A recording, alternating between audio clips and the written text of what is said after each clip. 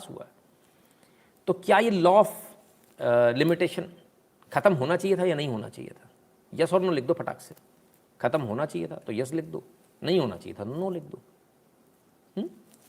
मेरे ख्याल से ज़्यादातर लोग नो लिखेंगे। अब लॉ ऑफ लिमिटेशन क्यों ख़त्म होना फ़ायदेमंद है उसको समझिए। क्योंकि ओरिजिनली जो वक्फ एक्ट का जो लिमिटेशन थी, वो लिमिटेशन क्या थी उसको समझ लो आप। वक्फ एक्ट की जो लिमिटेशन ओरिजिनली थी वो ये थी कि वक्फ एक्ट में कोई भी संपत्ति को वक्फ अपनी बता देगा, उसे किसी को नोटिस देने की ज़रूरत नहीं है, कहीं पब्लिश करने की ज़रूरत नहीं है, किसी अखबार में देने की ज़रूरत नहीं है, कहीं नोटिस बोर्ड पे लगाने की ज़रूरत नहीं है, किसी कार्यालय को बताने की ज़रूरत नहीं है। उसने सिर्फ अपने कागज़ में लिख लिया कि ये ज़मीन मेरी है, उसकी हो गई। और 12 साल का लिमिटेशन था, यानी मेरे घर को या आपके घर को वक्फ ने यदि अपनी संपत्ति लिख लिया और हमें मालूम नहीं 12 साल में ना हमने बेचा, ना हमारा बंटवारा हुआ, ना हमारे भाई ने कुछ किया, हमें पता ही नहीं है, वो संपत्ति हमारे नाम पर ही, रजिस्ट्री हमारे नाम पर है, टैक्स हम भर रहे हैं, सब कुछ हमारा है। 12 साल बाद आपका उस पर राइट ही नहीं बनेगा। आप कोर्ट के अंदर जाकर ये नहीं कह सकते कि साहब ये मेरा मकान है, मेरे को इसमें वक्फ ने गलत चढ़ा दिया अपने रजिस्टर में। कोर्ट कहेगा by the law of limitation बाहर हो गए आप, आपका हक नहीं बनता, आप केस ही नहीं कर सकते, आप कहाँ आए हो। तो बीजेपी ने क्या किया, उन्होंने कहा वक्फ कोई भी संपत्ति अधिग्रहण करने में, दोनों तरफ से पकड़ा, अधिग्रहण करने में और वक्फ के पास से जाने में, दोनों में लिमिटेशन खत्म कर दो। तो समझाया क्या बीजेपी वालों ने उनको, भारत माता को क्या समझाया कि बोले मैडम इसमें लिमिटेशन क्यों रखे 12 साल का, इसमें तो कभी भी अधिग्रहण कर सकते हो अपन, इसमें कोई लिमिटेशन नहीं। वो खुश हो गए, लेकिन उसमें एक लाइन और जुड़ी थी नीचे से पुंछल्ला कि वो 12 साल वाला लिमिटेशन भी खत्म हो गया। यानी अब अगर आपकी संपत्ति वक्फ ने 40 साल पीछे भी लिख ली है कि हमारी संपत्ति है, तो उस पर केस कर सकते हो आप। वैलिडिटी बढ़ गई आपकी, अनलिमिटेड वैलिडिटी हो गई। ये ऐसा रिचार्ज है जो अनलिमिटेड वैलिडिटी वाला रिचार्ज। तो बोलो कौन सा रिचार्ज चाहिए, 28 दिन वाला रिचार्ज चाहिए या अनलिमिटेड वैलिडिटी वाला चाहिए? तो बीजेपी ने आपको अनलिमिटेड वैलिडिटी वाला रिचार्ज दिया। कार्यालय में आपको ये सारे डॉक्यूमेंट मिल जाएंगे, अमेंडमेंट वाला वो पन्ने भी मिल जाएंगे आपको, उनको उठाकर पढ़ लीजिएगा। दिमाग की बत्ती जलाओ, गाली देकर लड़कर किसी से कुछ हासिल नहीं होता, गले में हाथ डाल के काम होता है। गले में हाथ डाल के काम कर लिया और तुम बैठे ही रह गए, हाँ तुम्हें नहीं समझ में आएगा। जिनको आ गया वो ठीक है, नहीं तो बाकी स्वाद आएगा, चूसो। सुभाष तिवारी जी प्रणाम भैया। ठीक है, समझ में आ गया। अमेंडमेंट वाला जो झूठ चल रहा है समझ में आया। इस अमेंडमेंट वाले झूठ में क्या है, इस अमेंडमेंट वाले झूठ में ये सच्चाई छुपी हुई है। ठीक, क्लियर है। अब किसी को लगता है बीजेपी ने अमेंडमेंट ला के गलत किया, सही किया, कितनों को लगता है गलत किया वो लिख दे गलत, जिनको लगता है सही वो लिख दे सही। ठीक है, डेवल इन डिटेल्स वाला मामला है तो सर हर बार डिटेल्स में ही मामला होता है, हम भी ले लो, राइट। वक्फ बोर्ड की संपत्ति के सर्वे के सवाल पर बिफरे अखिलेश, कहा नहीं होना चाहिए सर्वे, वीडियो वायरल।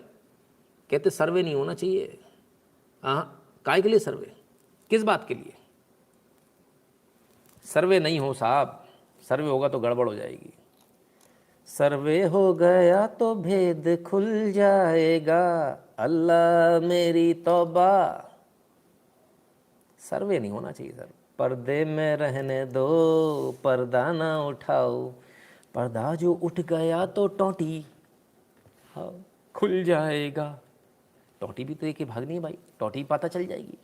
खैर, तो साहब अखिलेश जी को बड़ा दर्द हुआ।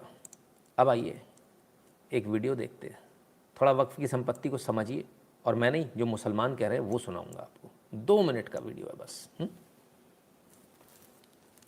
ये जो 89 में एक आदेश उत्तर प्रदेश में हुआ कि जो भी सार्वजनिक जमीन है जिस पे कभी नमाज पढ़ी गई हो, ईदगाह हुआ हो या मस्जिद हो, कोई मजार हो, तो उसको वक्फ के नाम रजिस्टर्ड कर। 89 में उत्तर प्रदेश में कानून बना कि जिधर भी कहीं नमाज पढ़ी गई है, उसमें ये नहीं लिखा कितनी बार, भले एक बार, वो हो गई वक्फ की ज़मीन। सरकारी ज़मीन, सार्वजनिक ज़मीन माने सरकारी ज़मीन, हमारे आपके टैक्स के पैसे की ज़मीन, वो वक्फ को दे दी जाए, और दी गई। सुनिए आगे। तो उससे स्वाभाविक है हजारों संपत्तियां वक्फ के नाम दर्ज करा ली लोगों ने। अब उन संपत्तियों का क्या उपयोग हुआ, नहीं हुआ, दुरुपयोग हुआ, किसने बेची, किसने कब्जा कर ली, क्या हुआ, वो सार्वजनिक संपत्तियां थी।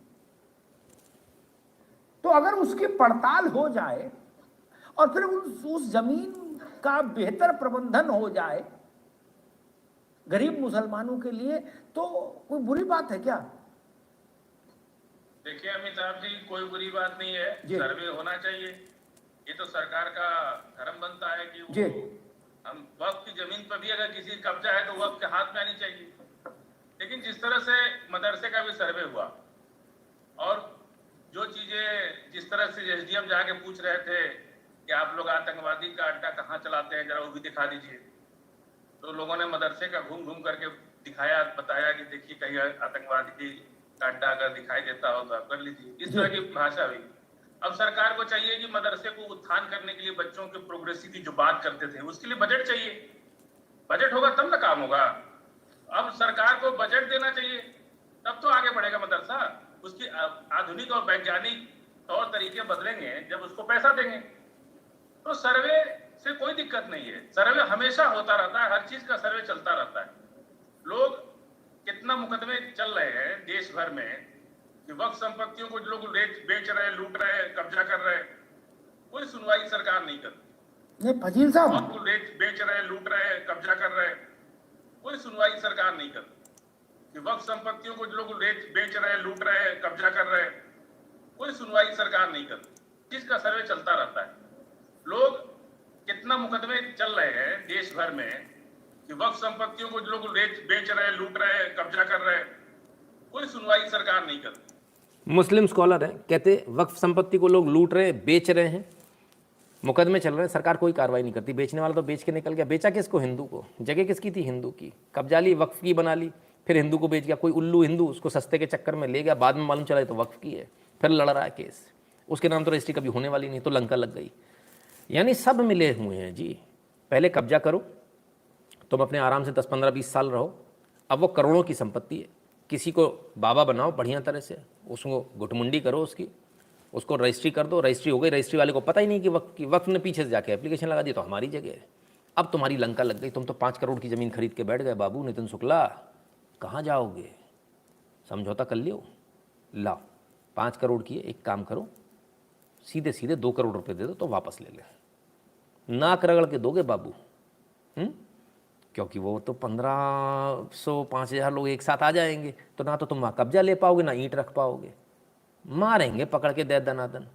अब अगर ये वाली बात जैसा अमिताभ जी ने कहा, घुमा कर इन्होंने कहा कि इसका सर्वे क्यों ना हो, वक्त की संपत्ति लोग कब्जाए जा रहे हैं, इसका क्यों ना इसका सर्वे हो, गरीब मुसलमानों का काम क्यों ना है,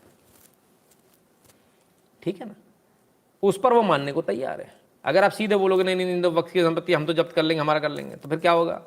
फिर पत्थरबाजी शुरू हो जाएगी। फिर तुम किसको गाली दोगे? फिर मोदी को दोगे। मोदी बचाने क्यों नहीं आ रहा? आरएसएस वाले क्यों नहीं आ रहे? वो क्यों नहीं आ रहे? वो एलियन को बुलाओ। ठीक है, तो आपके अंदर जितनी ताकत है उसी हिसाब से काम हो पाता है। क्लियर?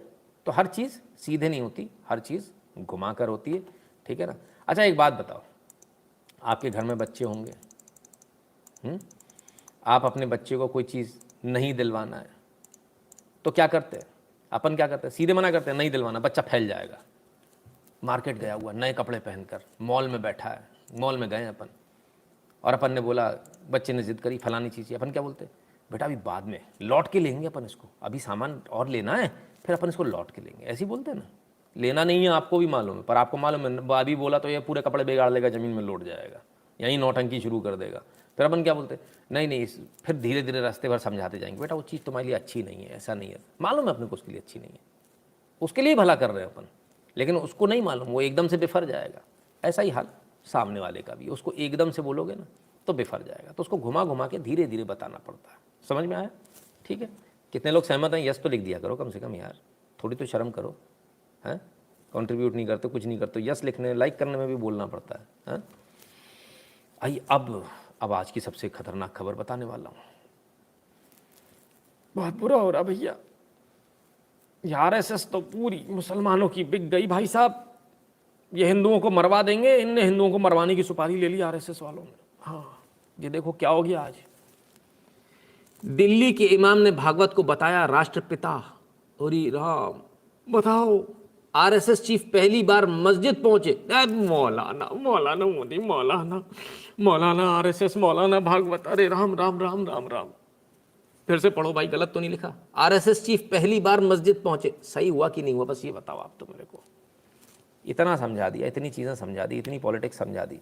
आरएसएस चीफ पहली बार मस्जिद पहुंचे, टोपी लगा लो, खतना करवा लो। नहीं, सही हुआ कि नहीं हुआ, यस और नो लिख दो। आरएसएस चीफ पहली बार मस्जिद पहुंचे, बवाल कट गया साहब।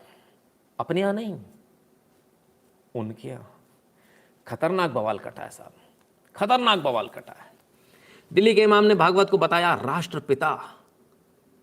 मर गए, राष्ट्रपिता तो कोई और थे, नए आ गए भगवा वाले। ओफो, राष्ट्रपिता ही बदल गए देश के। आरएसएस चीफ पहली बार मस्जिद पहुंचे, इमाम बोले हमारा डीएनए एक, सिर्फ इबादत का तरीका अलग। वल्लाह, तुम क्या करती, तुम्हारे फतवा निकालती तुम्हारी खिलाफ में तुम्हारी लोग, हमसे फिर नहीं बोलती। हाँ, कहते मोहन भागवत हमारे राष्ट्र ऋषि हैं, वे इस देश के राष्ट्रपिता हैं। उनका शुक्रगुजार हूं कि वह मेरे निमंत्रण पर यहाँ आए। बुलाया था उन्होंने। डॉक्टर उमर अहमद इलियासी, चीफ इमाम, चीफ इमाम साहब ने बुलाया था। बिक गए साहब, बिक गए, बिक गई गवर्नमेंट, बिक गई। क्या बोले साहब, बड़ी आफत है साहब। नहीं, क्या करेंगे?